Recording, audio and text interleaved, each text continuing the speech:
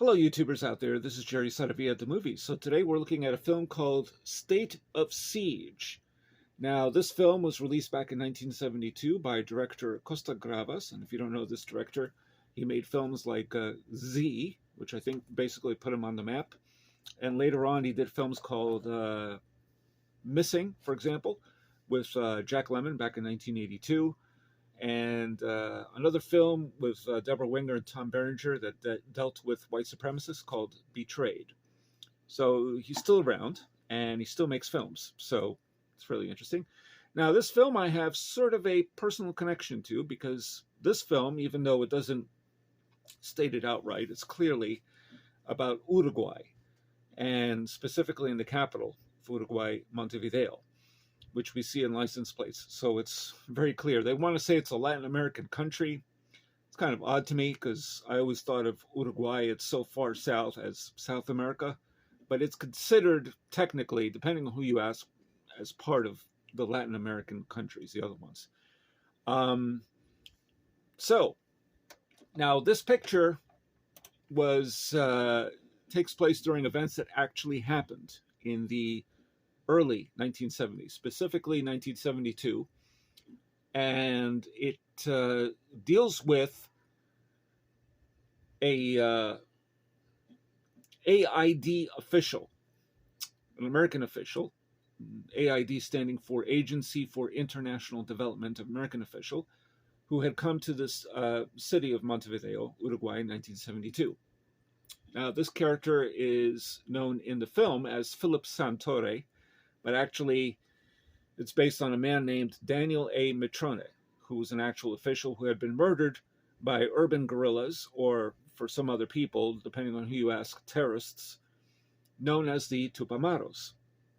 And there were many of them in Uruguay at that time. So, Daniel A. Mitrone was an actual official, and his purpose was actually being an American police advisor for Uruguay, since he had performed similar duties in other Latin American countries. And in particular, it was to gather information through torture techniques developed by, I believe it was the CIA.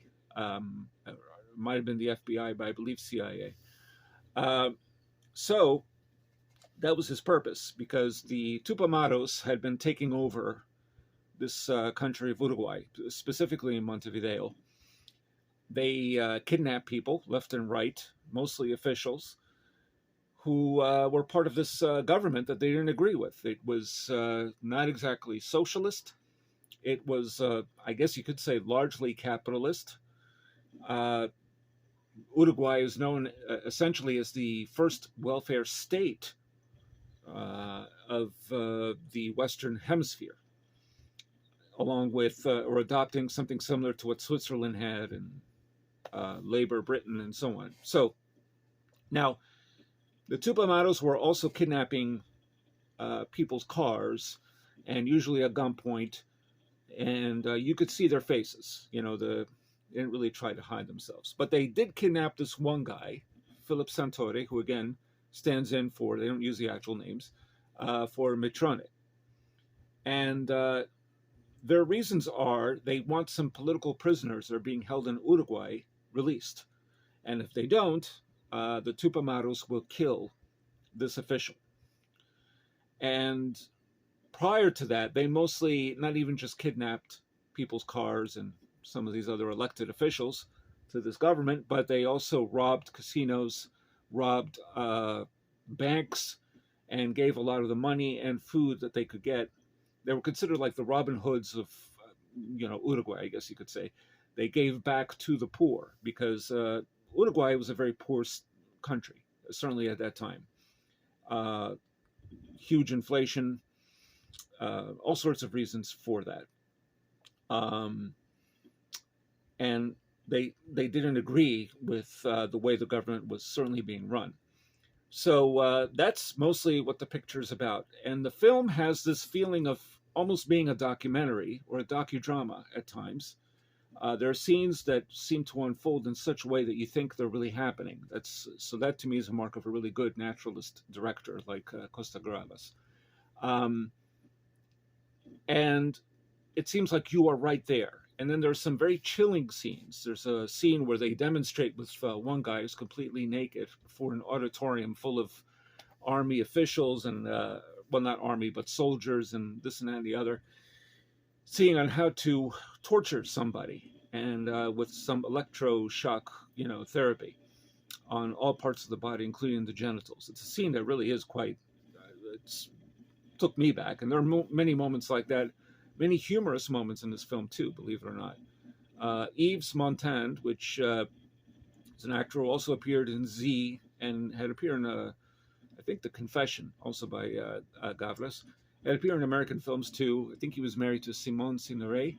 So he is completely convincing as an American official. And the film itself was actually shot in Chile. They couldn't really shoot in Uruguay because the events of what had happened just got worse in Uruguay. It was 2 years, the murder of Philip Santore, before they decided to make the film. They couldn't do it in Uruguay because Uruguay in 1973 through 1985 became a military dictatorship. That's how bad it got. And they got rid of the Tupamaros mostly in 1972. And in fact, there's some many of the Tupamaros were killed, and about 9 of them were imprisoned in really bad conditions up until 1985. So eventually, a democracy was reinstalled in that country, and things got a little better. I don't know how they're doing nowadays, Uruguay, so I can't really comment. This is a very small country. I mean, it's the size of Wisconsin.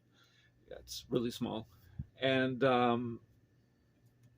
in fact, one of the Tupamaros, one of the 9, was Juan Mujica, who became president of Uruguay in 2010 to 2015. And he has been described, in fact, he even met with President Obama back in the day, as the world's humblest head of state, because he donated 90% of his 12,000 monthly salary to charities that benefit the poor people and small entrepreneurs. So he actually ended up being one of the good guys from the Tupamaros, really one of the Robin Hoods, indeed. Giving money and giving it right back. But during this period, my personal connection is because I was born in Uruguay in 1971. And we were going back and forth to Canada on a visa. And then we went to Brazil. And Uruguay during those early years was rough. And I wasn't aware of all of this. I wasn't ever told by my parents about what was really going on. But during that time is when they had the military dictatorship, to the point that my father had been stopped by the police. And I guess they assumed he was either a Tupamaro or who knows what, because he had a huge beard, and I guess he looked like a terrorist, in those days. He fit the type, but of course, my father was never involved in any of that. So that's my personal connection because I was born there, and I think I mentioned already the entire film was shot in Chile. So I didn't really, aside from the cars, I didn't really get a real feeling of Uruguay in the movie, from what I remembered. But nevertheless, State of Siege is a fantastic thriller. I definitely recommend checking it out. It doesn't side with the Tupamaros or with the officials in government. And I think that was important. It sort of leaves more questions than answers and no easy solutions. And in fact, there weren't any for at least 14 years there. So, yeah, definitely check out State of Siege. If you're interested in political thrillers, this is one of the best. No question about it. I can't really say if it's nearly as good as Z. I haven't seen that in a long time.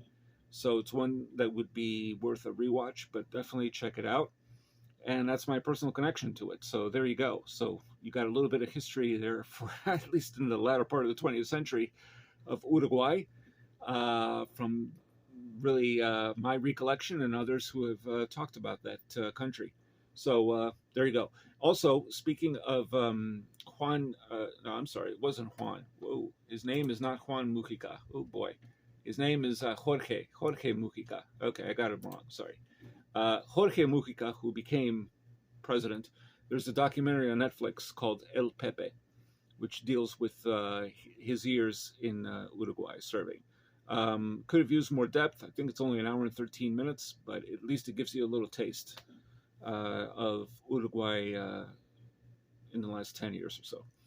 So check it out. Check out State of Siege and El Pepe, which is on Netflix. And those are my thoughts. If you like what you hear, please subscribe to and hit like on your channel and subscribe to my channel. And more reviews are forthcoming.